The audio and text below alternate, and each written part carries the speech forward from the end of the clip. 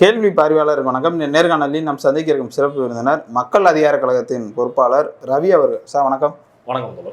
பழனியில் கிட்டத்தட்ட 1 acre 1.5 acre பாஜக பிரமுகர் அந்த நிலத்தை அபகரித்திருக்கான்ற மாதிரியான ஒரு கருத்து வருகிறது. கோர்ட்டில் கூட சொந்தமாக வழக்கு தொடுத்திருக்காங்க. திருப்பரங்குன்றம் மலை வாரத்தில் நாங்கள் முருகனை காப்பாற்ற போகிறோம்னு சொன்னவங்க இப்போ முருகன் மலையவே ஆட்டையை போகிறோம். நம்ம எப்படி சார் பார்க்கலாம்? நிச்சயமா நீங்கள் சொல்கிறது ரொம்ப சரி. 2 நாளைக்கு முன்னாடி பழனியினுடைய, அதாவது பழனி மலையினுடைய பின்புறம் தென்பகுதின்னு சொல்கிறாங்க. அந்த பகுதியில் ஒரு 20 வருஷமாக காவடி தூக்கிட்டு போய் பங்குனி உத்திரத்தினப்போ காவடி தூக்கிட்டு போன பக்தர். அவர் பேர் ராஜதுரை அப்படின்னு சொல்லக்கூடிய நபர். அவர் 20 வருஷமாக காவடி எடுத்துகிட்டு போயிருக்காரு. அவர் தொடர்ச்சியாக அந்த இடத்துல, அதாவது மலையோட பின்பக்கம் உள்ள அந்த தென்பகுதின்னு சொல்கிறாங்க. அந்த இடத்துல தான் 20 வருஷமாக காவடி எடுத்துகிட்டு போனதுக்கப்புறம் எல்லா பக்தர்களுக்கும் அன்னதானம் வழங்குவாங்க. அது முடிச்சதுக்கப்புறம் பஞ்சாமிர்தமும் ரெடி பண்ணி அந்த இடத்துல தான் ரெடி பண்ணுவாங்க. கிட்டத்தட்ட 1.5 ஏக்கருக்கு மேலே மலை அடிவாரத்தில் ரொம்ப பெரிய இடம் அப்படின்னு சொல்கிறாங்க. சமீபத்தில் போகும்போது, பங்குனி உத்திரத்துக்கு போகும்போது அவரை உள்ள அனுமதிக்கலை. என்னன்னு பார்த்தா அங்கே உள்ள ஒரு பிஜேபி பிரமுகர் கனகராஜன் பிஜேபியோட முக்கிய பொறுப்பில் இருக்கிறதா சொல்கிறாங்க, அந்த திண்டுக்கல் மாவட்டத்தில் பழனியில். அப்போ அவர் பார்த்தீங்கன்னா நிலத்தை ஆக்கிரமித்து கார் பார்க்கிங் போட்டிருக்காரு. அதை கேள்வி கேட்டு ஏன் எங்களை அனுமதிக்க மாட்டீங்கன்னு கேட்டிருக்கிறாங்க. உள்ளேயே விடாமல் துரத்தி விட்டுருக்குறாங்க. அதில் தான் அந்த பக்தர்கள் கொதிச்சு போய் மதுரை உயர்நீதிமன்றத்தில் வழக்கு போட்டிருக்காங்க. அப்போ இந்த விவகாரம் அப்படிங்கிறது ரொம்ப சரியான உண்மை அப்படிங்கிறது தான். உண்மையில் இன்னைக்கு பக்தர்களினுடைய நிலத்தை பக்தர்கள் தொடர்ச்சியாக பயன்படுத்திக்கிட்டு இருந்த ஒரு நிலத்தை அபகரிச்சிருக்காங்க, ஒரு களவாடி இருக்காங்க, திருடி இருக்காங்க அப்படின்னு தான் நம்ம சொல்ல முடியும். ஆனால் அது இன்னைக்கு கோர்ட்டில் இன்னைக்கு விசாரிக்கப்பட்டுக்கிட்டு இருக்கு. நம்மளுக்கு தெள்ள தெளிவாக இது உண்மைன்னு கண் முன்னாடியே தெரியுது. இன்னொரு விஷயம் நீங்கள் குறிப்பிட்டீங்க, இன்னைக்கு பக்தின்னு ஒரு பக்கம் திருப்பரங்குன்றத்தில் முருகன் மாநாடு, முருக பக்தின்னு போடுறாங்க. ஆனால் இந்த பிஜேபி பிரமுகர்கள் எப்படி இருக்காங்க அப்படின்னா, பக்தியெல்லாம் ஒன்றும் இல்லை, எப்படி நிலங்களை ஆக்கிரமிக்கிறது, கொள்ளையடிக்கிறது, மோசடித்தனம் பண்ணுறது, இதுக்கு நிறைய உதாரணங்கள் சொல்லிக்கிட்டே போக முடியும். பிஜேபி கட்சியில் இருந்த கௌதமியோட நிலத்தை ஆட்டையை போட்டு அந்த அம்மாவை கட்சியில இருந்து துரத்தி விட்ட ஆட்கள் தானே இந்த ஆட்கள். அதிமுக போயிட்டாங்க. ஆமா, அந்த அம்மாவை அதிமுக போயிட்டாங்க. இப்படி பல விஷயங்கள் நம்ம சொல்லிக்கிட்டே போக முடியும். இவர்களுடைய வரலாறே ரொம்ப பெருசு அப்படிங்கிறது தான். அப்ப இப்ப கூட சமீபத்தில் பாத்தீங்கன்னா முருக பக்தர்கள் மாநாட்டை ஒட்டி நீங்க மதுரையில அமைச்சர் செல்லூர், முன்னாள் அமைச்சர் செல்லூர் ராஜுவினுடைய வீட்டுல 200 கோடி ரூபாய் பணம் காணாம போயிருச்சுன்னு சொல்றாங்க. அந்த பணத்துக்கும் இன்னைக்கு பிஜேபி வழக்கறிஞர் அணி தான் முழுமையா அந்த பணத்தை கொள்ளையடிச்சிருக்கிறார்கள், திருடி இருக்கார்கள் அப்படின்னு சொல்லி பத்திரிகையிலே வெளிப்படையா எழுதுறார்கள். செல்லூர் ராஜு அவர்களோட வீட்டில் உள்ள உறவினர்களும் இவரும் இவங்களும் சேர்ந்து அடிச்சிருக்கிறாங்க அப்படின்னு நக்கீரன்ல சொல்றாங்க.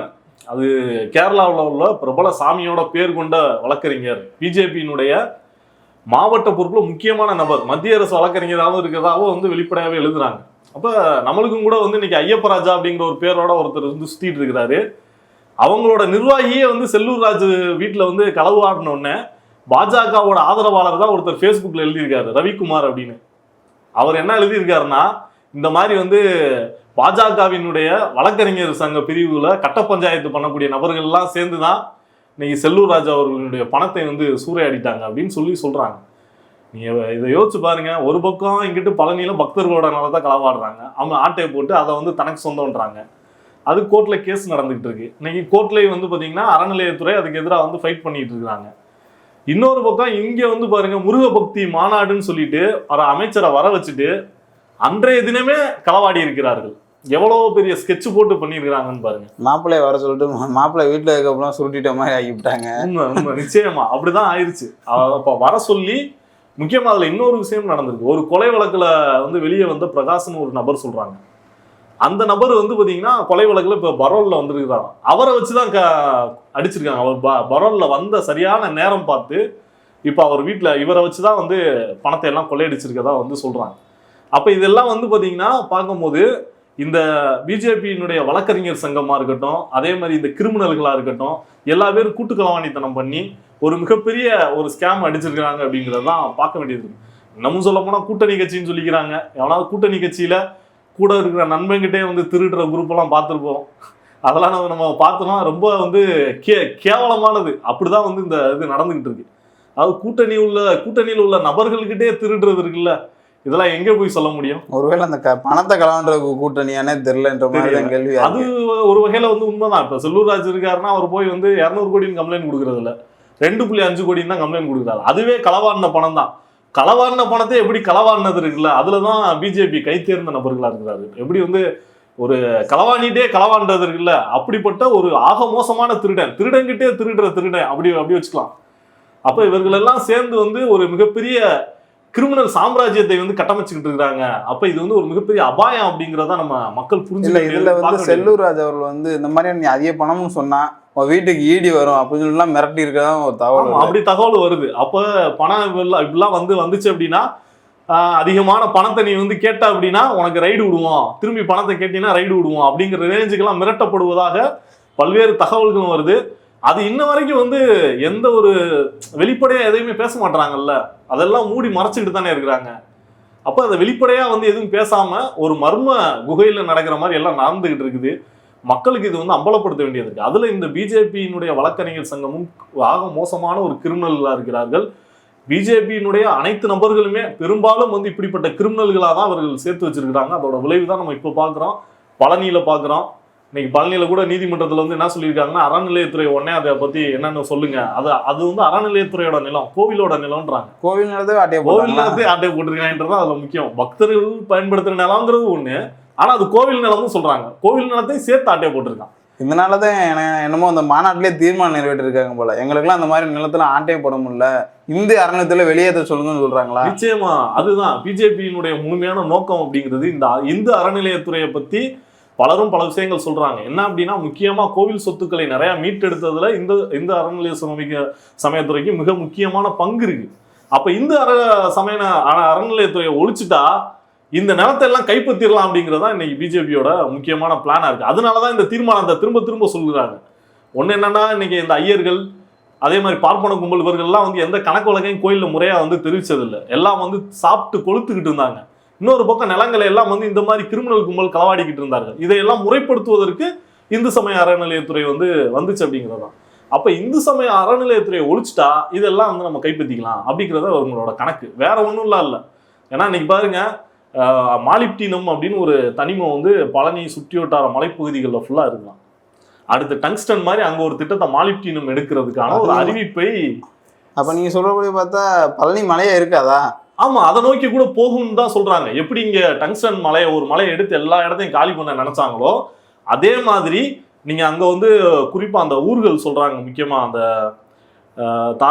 பழனியை ஒட்டி உள்ள ஊர்கள், அந்த ஊர்களில் உள்ள முக்கியமான மலைப்பகுதிகள் மூலம் இந்த மாலிப்டனம் அப்படிங்கிற அந்த கனிமம் வந்து அதிகமா இருக்கு அப்படின்னு சொல்றாங்க.